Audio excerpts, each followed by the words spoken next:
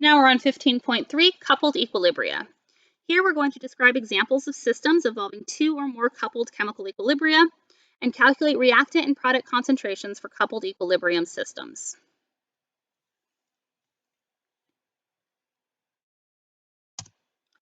So sometimes there are more than one equilibrium present to describe a process. For example, dissolving an ionic solid with strong acid, or dissolving a sparingly soluble solid by a complex ion formation, the carbonate chemistry in our oceans.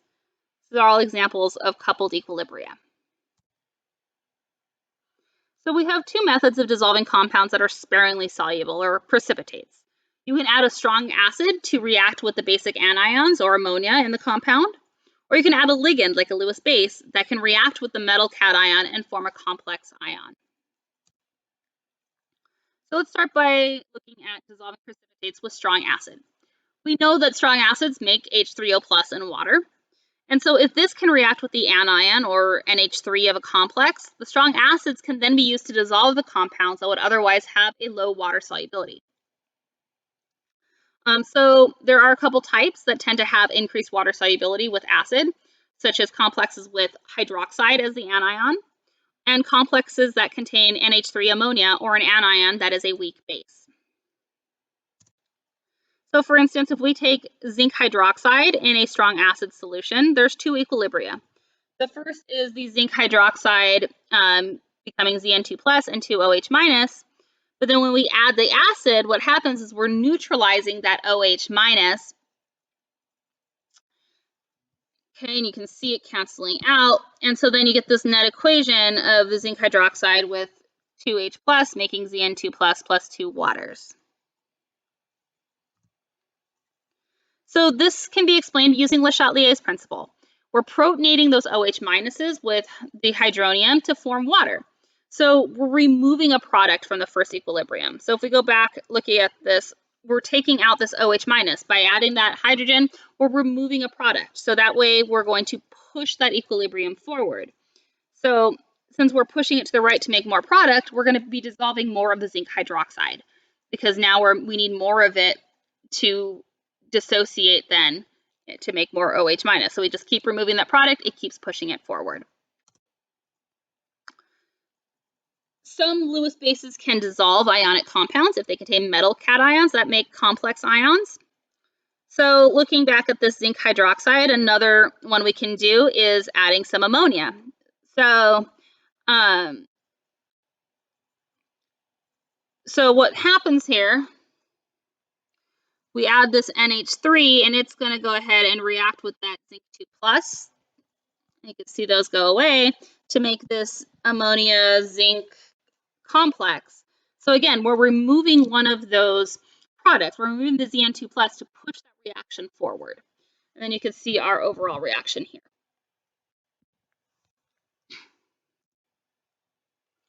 I'm just kind of showing coral reefs and the coupled equilibrium. They have all these beautiful sea life, but when they can't maintain their calcium carbonate skeletons because the ocean is getting too acidified, only a small fraction of the species are able to survive, and we see a collapse in the population. Corals are very, very touchy. I have not dabbled in saltwater aquariums. I do freshwater, but I know a lot of people that do saltwater, and yeah, it's coral. Any little change in their water can kill their entire coral population. It's pretty crazy. Fluoride is another one that does coupled equilibria to help prevent tooth decay. So let's look at an example for increased solubility in acidic solutions. We want to compute and compare the molar solubilities for aluminum hydroxide dissolved in pure water and a buffer containing 0.100 molar acetic acid and 0.100 molar sodium acetate. So when we are looking at aluminum hydroxide in pure water, so the reaction we have here is AlOH3 solid, Al3 plus aqueous plus 3OH minus aqueous. And we have a KSP of 2 times 10 to the negative 32. That's a tiny KSP. So now our molar solubility in water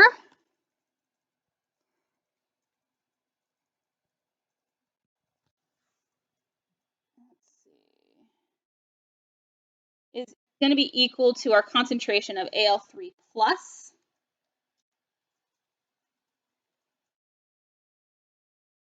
Got to look back on something really quick.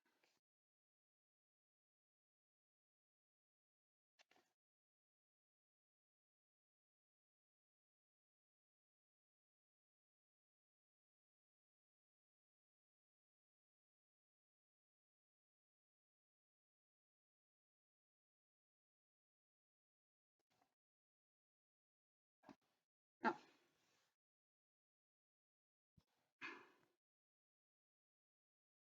Start this one over.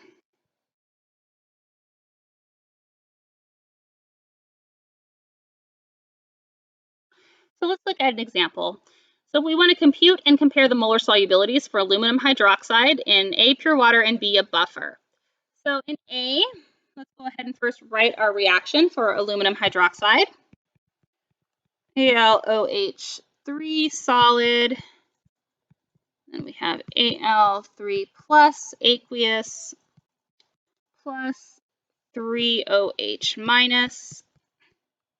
So let's go ahead and look at an ice table here, our good old friend.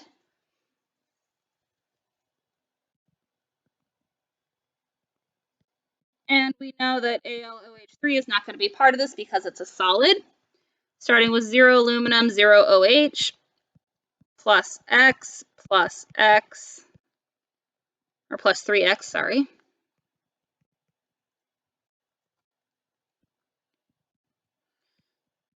Okay, so then KSP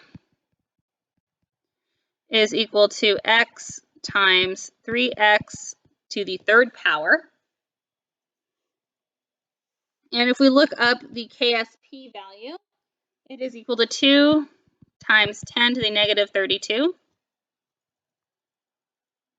So now this gives us 27x cubed is equal to 2 times 10 to the negative 32nd. So then x is equal to the cubed root of 2 times 10 to the negative 32nd divided by 27.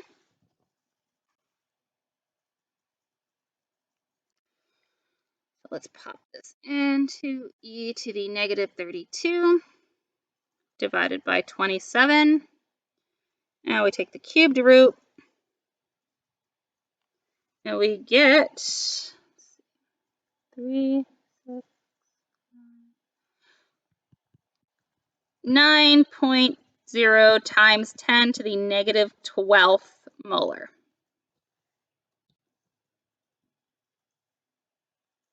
So there's our molar solubility in water. That's equal to the Al3 plus because that is 1-to-1 to the aluminum hydroxide. So that's our molar solubility in just plain water. I'm just going to rewrite that up here so we know what it is. Now let's clear our ink and look at B. So we can go ahead and figure out our amount of hydroxide or get our pH using the Henderson-Hasselbalch equation here. So if you remember from that, pH is equal to pKa plus the log of our base divided by acid. And we're told our concentrations of our base and acid. So our pH is equal to the pKa of this, which is 4.74. You can look that up. Plus the log of 0.1 divided by 0.1, which is 1, and this whole thing becomes 0. So our pH is equal to 4.74. So then our pOH is equal to 14 minus 4.74, which is 9.26. So from that, we can get our hydroxide concentration. and that is equal to 10 to the negative 9.26, which is 5.5 times 10 to the negative 10th power. And then, like in part A, KSP is equal to the concentration of aluminum 3 plus times OH minus cubed.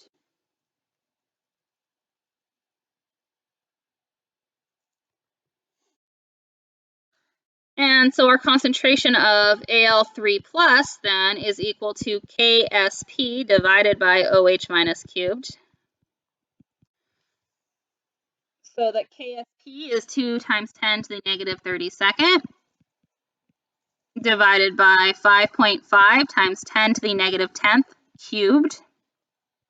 And so we get an aluminum concentration then, which is our molar solubility of 1.2 times 10 to the negative 4th molar.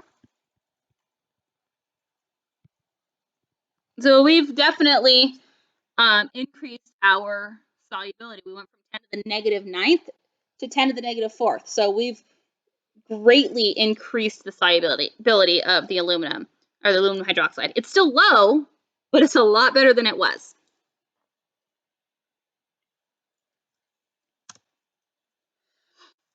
So here's another example. I believe this is the last one. I'm sure you guys are tired of all this from this week. That's why we have 2 weeks to go over this stuff. So unexposed silver halides are removed from photographic film when they react with sodium thiosulfate to form the complex ion that, with a Kf of that. What mass is required to prepare 1 liter of a solution that will dissolve 1 gram of silver bromide by the formation of the complex? So we have 2 equilibria happening here. The first is we have dissolution and we have complexation. When we're looking at the silver bromide dissolving in solution that has this S2O32 minus ion. So the first thing we have is the AgBr.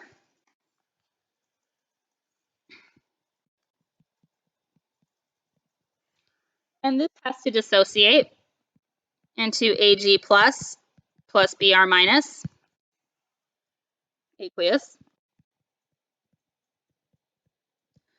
And the KSP of this is equal to 5.0 times 10 to the negative 13th power.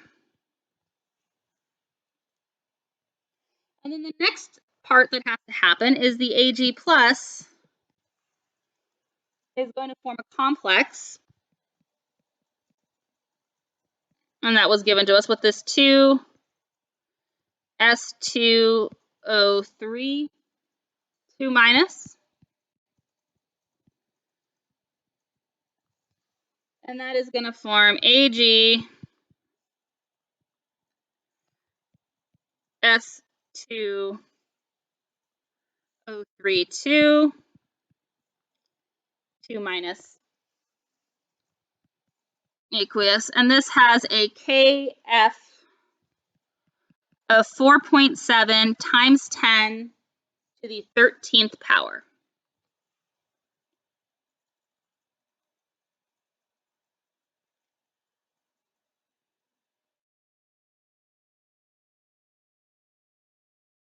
So the first thing we should figure out is the concentration of bromide that we're going to get when 1 gram of sodium bromide dissolves. So we have 1 gram of AgBr.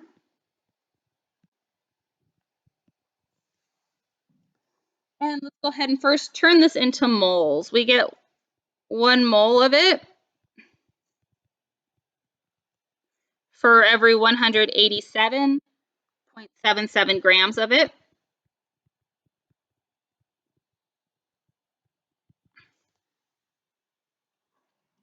And looking at the AgBr, we have 1 mole of Br minus for every 1 mole of AgBr.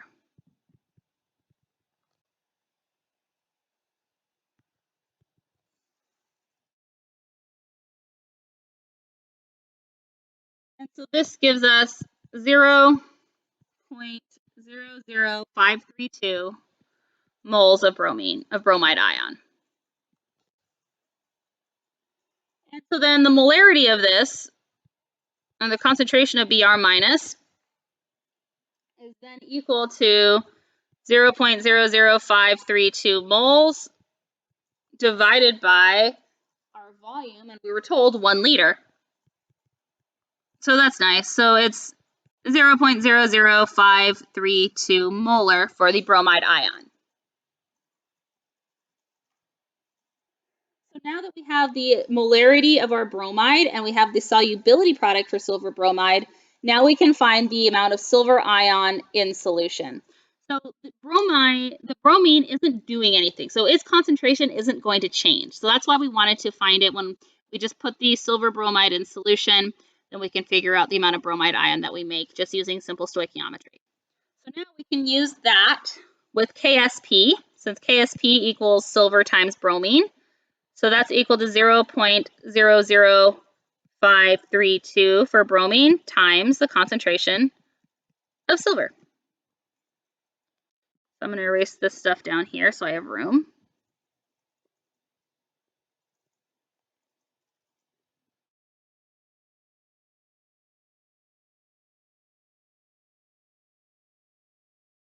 So the concentration of silver then,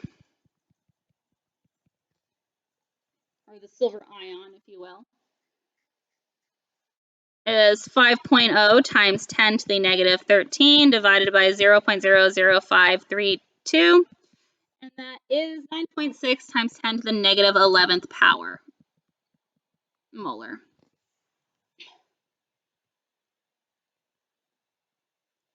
So then using our stoichiometry, the concentration of the complex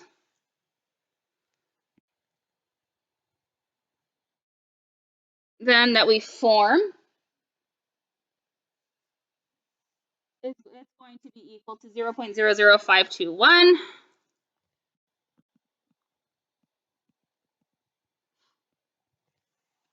minus this 9.6 times 10 to the negative 11th.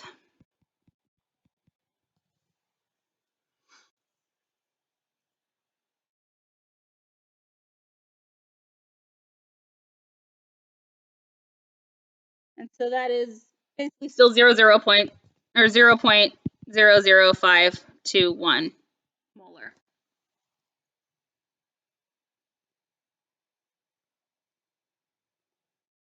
So now we can use the silver concentration. So basically, so that is the amount of silver that is now in the complex. So we didn't lose that. So basically, all the silver is in the complex.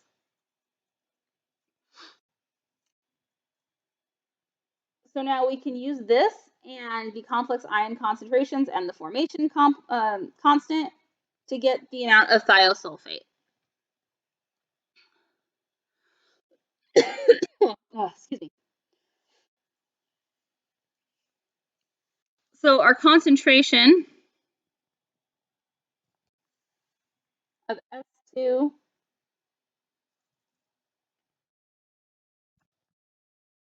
O3 2 3 minus.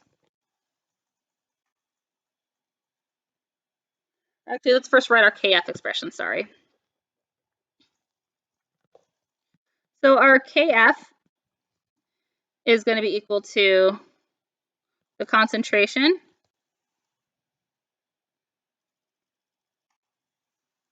of our product, which is this. I'm just going to put a C to mean complex instead of writing all that stuff. So our complex divided by the concentration of Ag plus times the S2O3 2 minus, and this is squared on the bottom because it has a 2 in front of it in the reaction.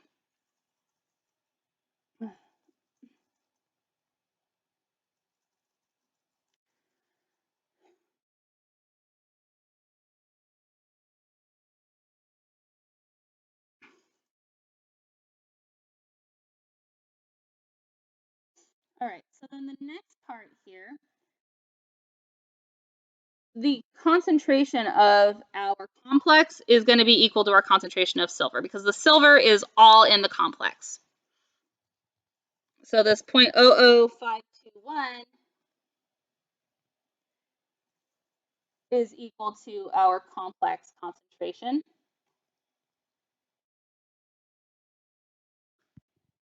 That's where all that silver is. Now the silver plus is equal to this 9.6 times 10 to the negative 11. So I misspoke a little earlier. But so now we know our KF.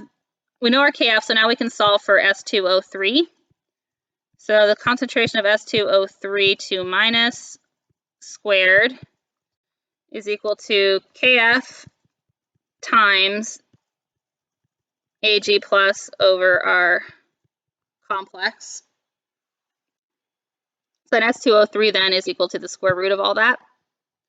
So that is equal then,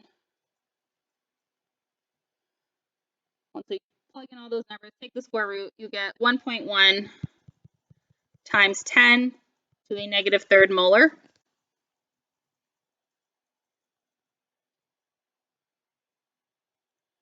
And so now we can go ahead and use that to get our mass of sodium thiosulfate NaS2O3, because now I know the moles per liter that I need. So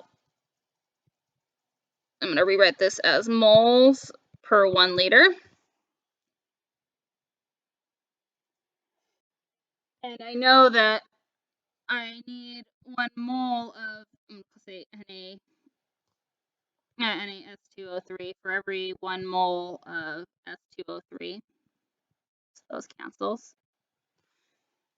And then I use my molar mass to get grams of NaS2O3. So there's 158.1 grams of it per mole. And so then this gives me a final answer of 1.7 grams. And if it makes you feel any better, I would not give you this type of problem on your exam, because this problem sucks.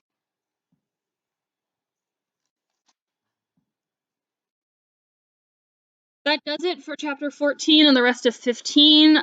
I know it was a lot and you guys are probably brain dead. I hope you didn't watch all this in one day and that you're taking your time going over everything. As usual, if you have any questions, please just contact me. I'd be happy to help you out. Hope you're all staying safe and sane, and I will see you soon.